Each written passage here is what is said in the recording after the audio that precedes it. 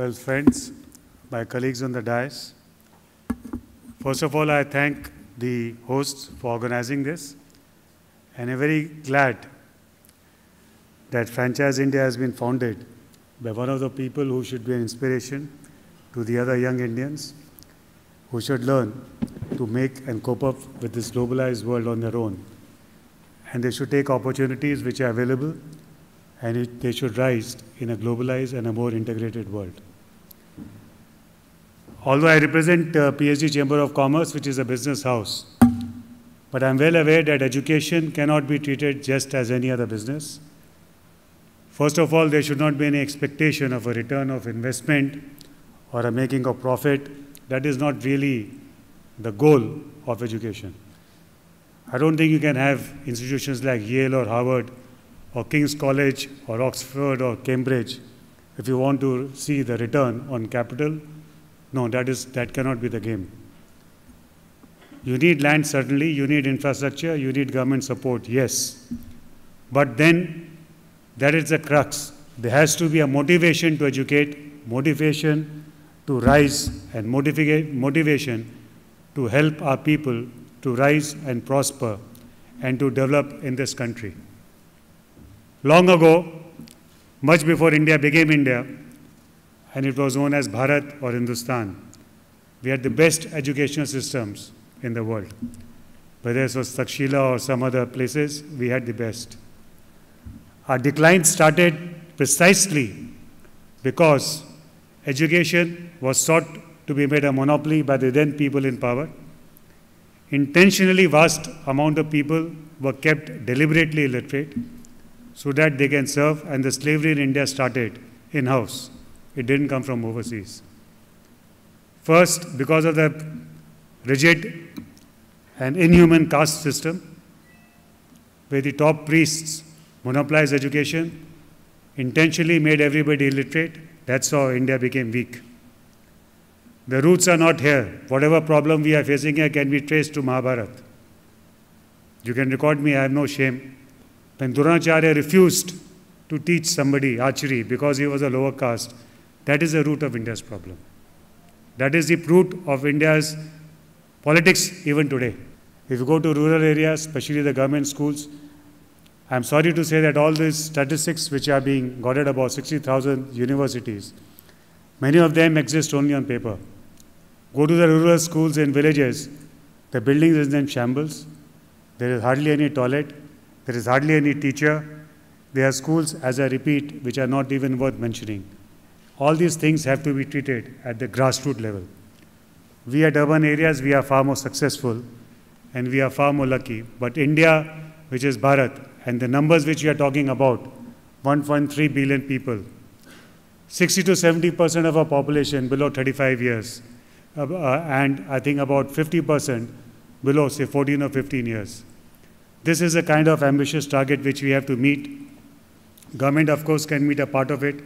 The public, including the chambers of commerce, have to do it as a social motivation. And yes, they will not lose money. They may not make the kind of high returns they expect in the stock market. And you should forget about the returns which you expect in the stock market. But that is what we have to see. Education must always be linked to values. Education cannot be just a like of, assembly line, which becomes a raw material and you become a BPO, which is a semi-skilled job. No, that is not the aim of education. We have to live in a globalized world, and let us not forget that the world is aging. Russia is aging, Japan is aging, China is aging, many Western countries are aging, India is not, Vietnam is not. We must take full advantage of this demographic advantage which the world is again presented to India. And the 21st century is our century only if we can take and we can grasp it by the roots, and then India's century will come. And we can change the mindset only if we in the education stream can give a dedication that the school will be used for school, the colleges will be used for colleges, and we need land only for that particular purpose. It is good that the India has opened FDI, but we need good and top quality brands like Yale, Harvard, Oxford to open up in India. That's the kind of quality of education we need. That is one area.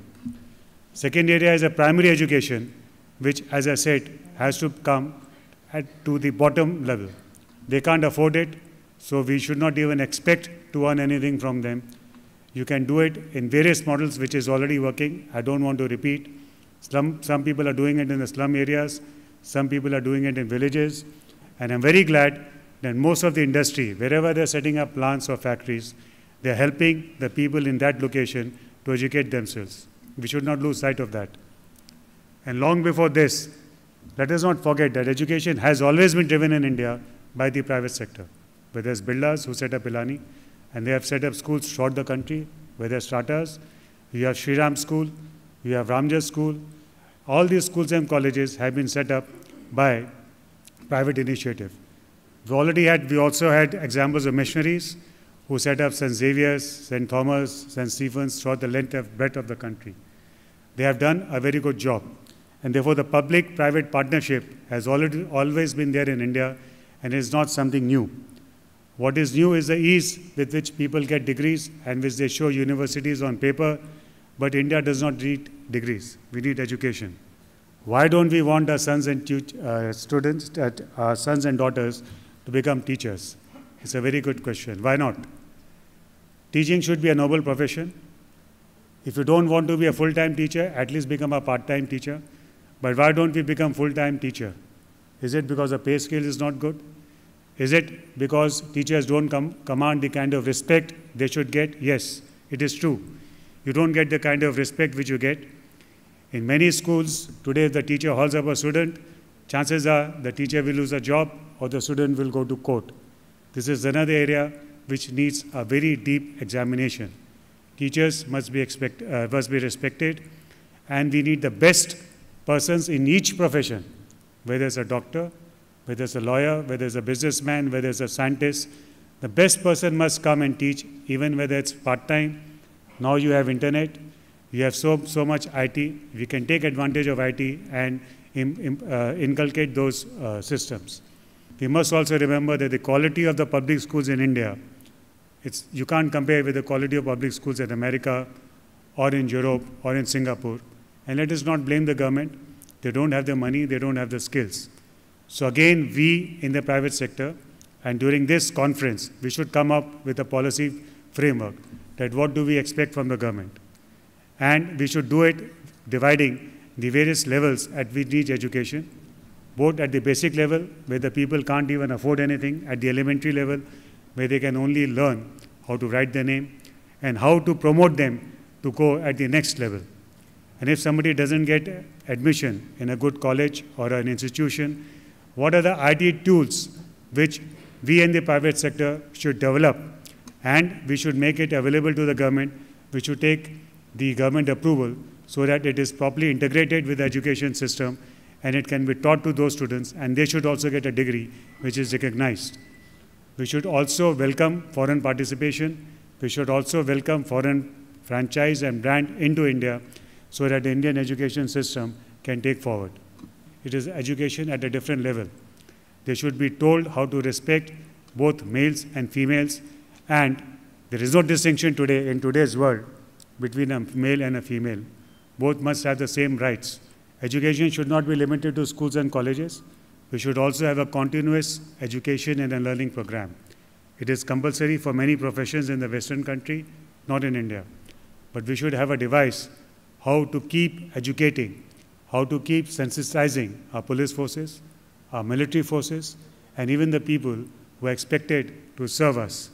Because somewhere there is a break, there's a very big gap between what we expect from them and what we deliver.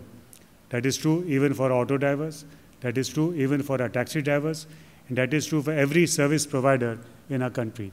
Continuous skill development, continuous change in mind and thought and habits, and how to get over this inherited abuse and this caste system and this whatever we have called the language system. We must get over it. That should be part of our education system.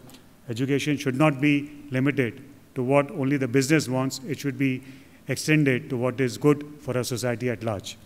And with this, sir, I welcome you once more in this conference, And I'm sure that with this kind of exchange, India will move forward and we will take a rightful place in the Comity of Nations. Thank you.